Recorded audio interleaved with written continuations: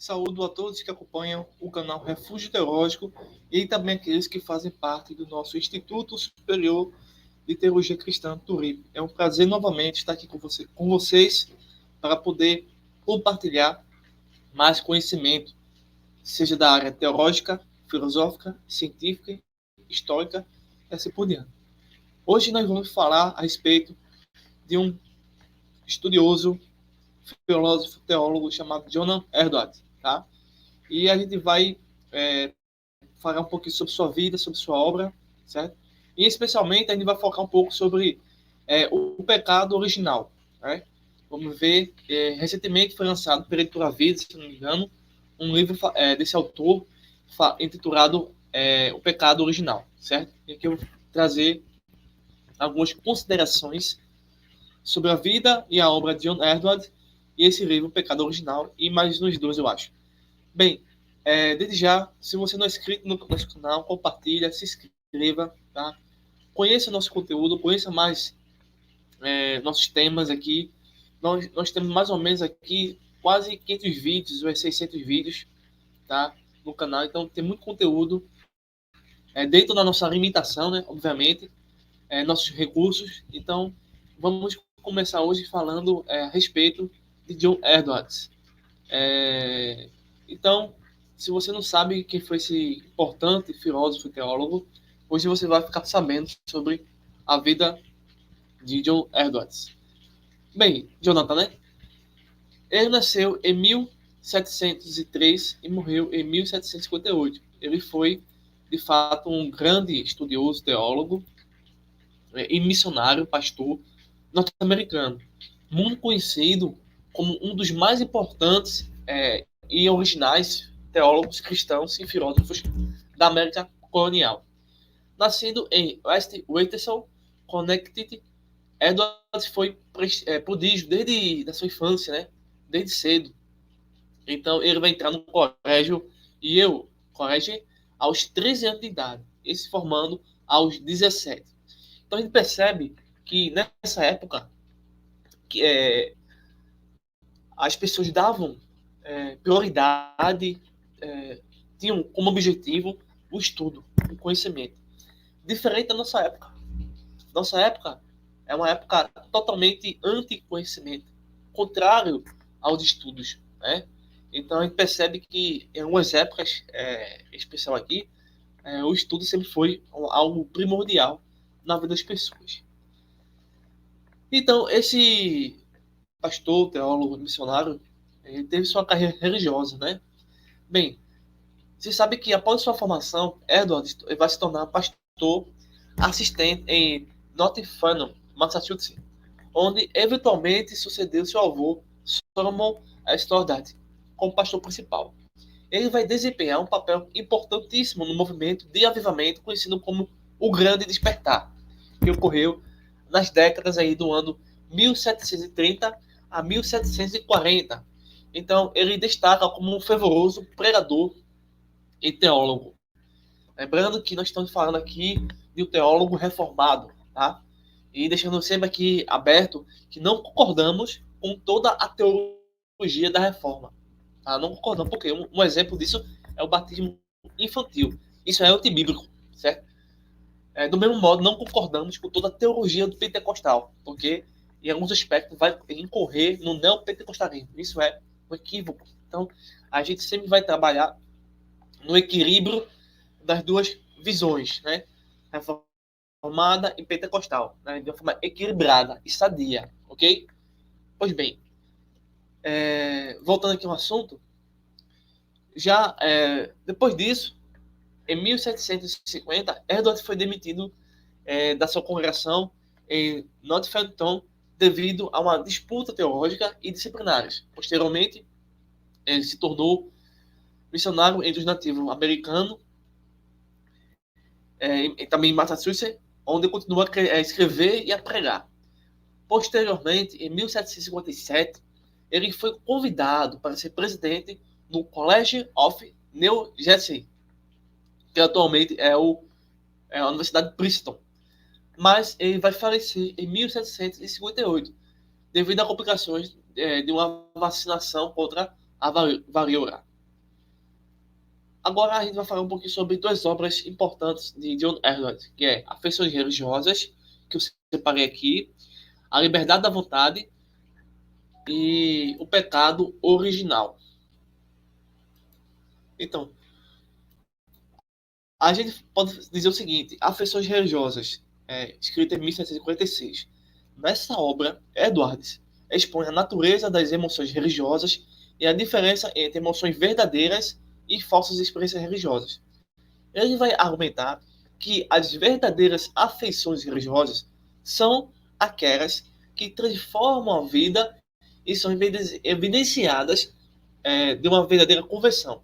Nada mais é do que o fato de todos os textos bíblicos de Mateus e uma parte do Novo Testamento falando sobre a árvore e os frutos bons. Então, basicamente, essa é a essência da obra Afeições Religiosas. Sobre a liberdade da vontade, Edwards ele vai discutir a compatibilidade do livre-arbítrio com a soberania divina, que é aquele debate sem fim, né, a respeito da predestinação, eleição, enfim, argumentando que os seres humanos têm liberdade de vontade, mas, porém, todavia, entretanto, essa liberdade que nós temos, mesmo estando mortos em delitos e pecados, né, é condicionada pela natureza e disposição de suas almas. Uma outra obra importante que a gente precisa aqui falar, pois é o tema do vídeo principal, né? E a gente precisa se aprofundar cada vez mais nesse tema aqui, e de fato é um tema realmente profundamente bíblico e realmente é profundo, é a respeito do pecado original, que também é uma obra que ele escreveu. John Edwards, um dos principais teólogos e filósofos americanos no século XVIII, ele escreveu extensivamente sobre a doutrina do pecado em sua obra A Grande Doutrina Cristã do Pecado Original, defendida, publicada em 1758. Essa obra é uma defesa vigorosa da doutrina reformada do pecado original contra as críticas de teólogos liberais de sua época.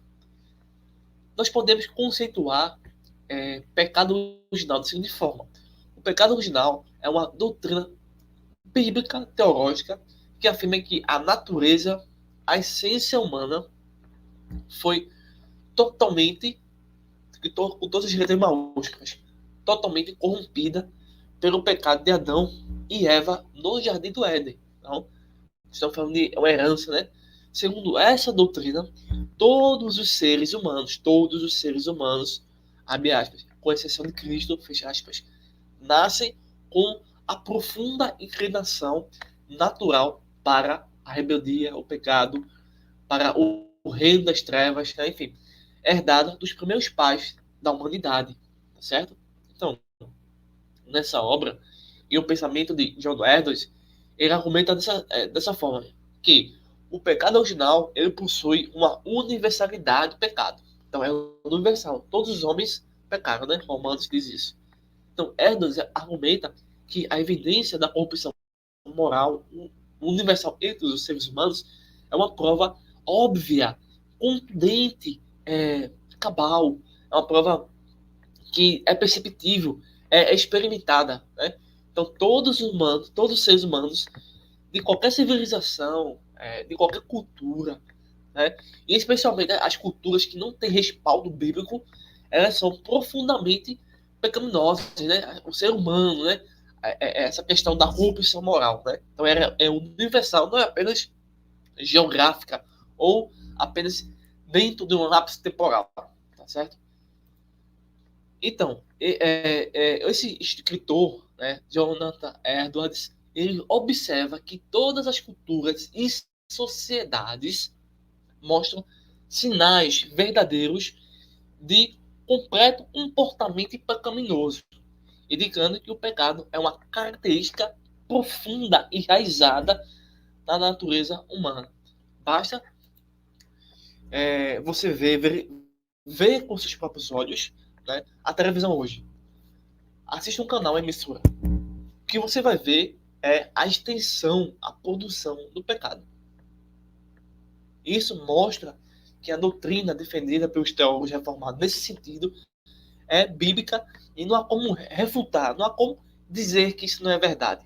Então, abra uma rádio, escuta o nível de música, veja as danças, veja a, as práticas, até as práticas religiosas. Hoje em dia, aqui em Pernambuco, nós estamos tendo aí o São João. Isso é bíblico? Não, e nunca foi nem vai ser. Então não é somente o povo do mundo que é corrompido, mas as próprias práticas supostamente religiosas são corrompidas por causa que o pecado ele contaminou e corrompeu profundamente é, e nos deixou nessa inclinação profunda ao mal. Então, isso é, portanto, uma característica inata na natureza humana. Fora que, a partir desse princípio de que existe a universalidade do pecado, existe a transmissão do pecado. Erdős defende verdadeiramente que a ideia de que o pecado original é transmitido hereditariamente, né, é uma herança, nós recebemos isso. Ele explica que Adão, como representante federal, legítimo e genuíno da humanidade, agiu em nome de toda a raça humana. Quando Adão pecou, toda a sua descendência herdou essa culpa, essa corrupção moral. E também, se você me permite dizer, você verificar no livro de Gênesis, você vai ver que a própria terra também vai ser maldita, amaldiçoada. Você observa que isso é realidade. Não tem como inventar uma outra explicação que não seja essa que nós estamos vendo aqui. Depois da universalidade do pecado, nós temos a natureza corrompida, nós temos agora o que? A necessidade de redenção. Desculpa. Após a universalidade do pecado, depois nós percebemos a transmissão do pecado, nós temos agora a natureza corrompida. Ou seja, a minha natureza e a sua natureza, ela está corrompida. E nós, por mais que sejamos estudiosos, enfim, não podemos vencer o pecado agora. Antes era possível, em teoria, em hipótese, é possível, pois nós não temos esse corpo pecaminoso. Mas por termos essa natureza corrompida, é impossível para nós vencermos o pecado. Somente por Cristo, né? Por meio de Cristo, né? Então, de acordo com Erdős, a natureza humana é intrinsecamente corrompida desde o nascimento. Então, ele vai sustentar que, devido ao pecado original, os seres humanos têm uma propensão natural ao mal e são incapazes de fazer um bem moral verdadeiro sem a intervenção da graça divina. Ou seja, sem a misericórdia, sem a obra de Cristo, sem a graça divina, estamos entregues ao abismo. Ok?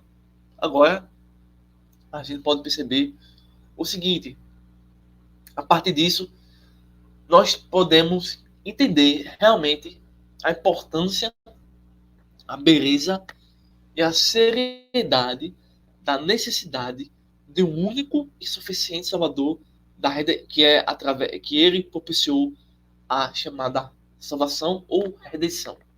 Então, Erdős, realmente nesse sentido, nessa lógica, nessa argumentação, ele vai enfatizar que a doutrina do pecado original sublinha a necessidade de redenção através unicamente de Jesus Cristo.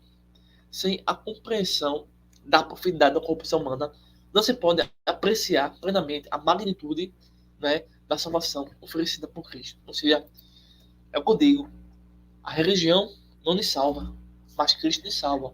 Por quê? A religião vai dizer que, olha, tá tudo bem, a gente aqui resolve. Eu vou inventar coisas e você vai começar a acreditar. Mas que você vai dizer, olha, eu e você não temos chance nenhuma diante do pecado e diante do reino das trevas. A única forma é Cristo morrer por nós, ressuscitar no terceiro dia e nos libertar por meio da graça, sua redenção, do seu sacrifício, da misericórdia de Deus. Tá bom? Bem, nós podemos agora falar um pouquinho sobre o uso da escritura e da razão. Esse pensador, né, Erdős, utiliza excessivamente as escrituras para aprofundar e fundamentar a defesa do pecado original, que é herdado. citando passagens bíblicas que suportam a visão de que todos os seres humanos são pecadores por natureza. Além disso, ele vai empregar argumentos racionais, filosóficos, para demonstrar a ocorrência, a coerência e a lógica da doutrina do pecado original. Então, Jonathan Edwards, ele faz uma grande defesa a respeito do pecado original. Por quê? Porque muitas pessoas, por conta da religião, né, principalmente católica, espírita, budista, testemunho de Jeová, semi-pelagianos, enfim, por causa de religiões anticristãs, eles pensam que o ser humano ele é bom, ele não tem nenhuma maldade em si. O ser humano não precisa entender que ele faz coisas ruins. E no máximo, ele não precisa de Deus. Isso é o que a religião faz. Mas, quando nós percebemos que, por meio dessa doutrina do pecado original, nós somos pessoas que estamos fora da graça de Deus, estamos fora da presença de Deus. Somos pessoas miseráveis, pobres, cegas e nu. Aí a gente entende, né, qual é a nossa necessidade diante de Deus, tá certo? Então, muitas pessoas têm acabado com essa doutrina, têm acabado, retirado das pessoas, dizendo, ó, tu pode fazer o que quiser, porque você não tem pecado nenhum, você é um ser inocente, você é uma pessoa pura. Ao contrário, nós somos profundamente corruptos, porque, infelizmente, pessoas ou entendem errado essa doutrina do pecado original, ou não conhecem, né? Bem, confirmação da doutrina tradicional. Erdogn defende a doutrina tradicional reformada do pecado original, argumentando que é bíblica e racionalmente coerente.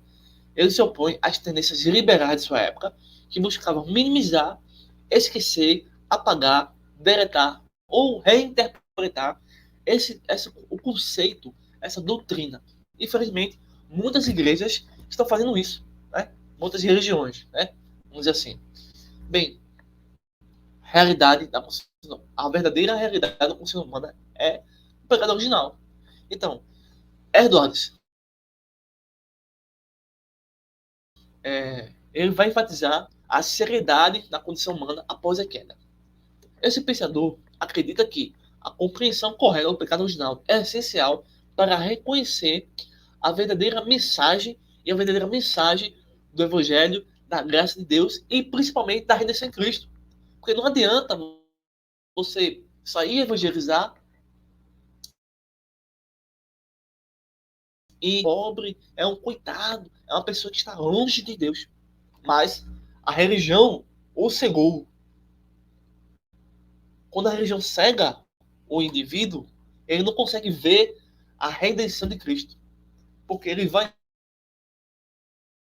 recorrer à religião, ele vai recorrer à religiosidade. E a religiosidade do mundo, né, ela está em volta de pecados. Por exemplo, São João, essa festa desse tempo, desse clima. O que São João, que foi instituída por uma seita católica, mostra seu pecado original? Me diz aí. Nada.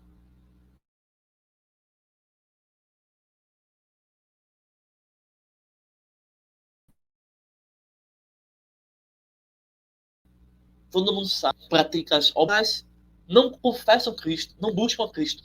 Tá vendo você? Como existe uma grande diferença, como existe uma distorção em tudo. Então, de fato, as pessoas perderam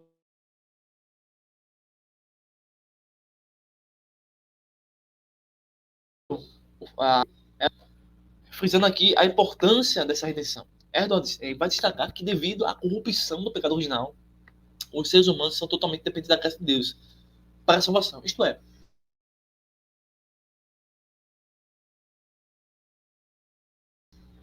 em nossas vidas. Nós não podemos fazer realmente nada. Nós não somos co-ajudadores. Se nós acreditássemos nisso, iríamos seguir seitas. Que as seitas apresentam co-redentores, co-ajudadores, intercessores. Nós não podemos fazer nada. Somente Jesus Cristo. Então, Erdogan argumenta que apenas através da graça redentora de Cristo. Somente a graça, né, de Deus é possível superar, vencer, acabar, extinguir, aniquilar a inclinação natural ao pecado. Mas, mesmo assim, nós possuímos uma responsabilidade humana. Veja só, Edwards defende que a corrupção do pecado original é hereditária, veio de Adão e Eva. E mesmo assim nós temos, obviamente, nossos próprios pecados, né? Ele também sustenta que os indivíduos são responsáveis por seus próprios pecados pessoais. Olha aí, a doutrina do pecado original não exime a nossa responsabilidade pessoal, nossos pecados diários, as nossas falhas diárias.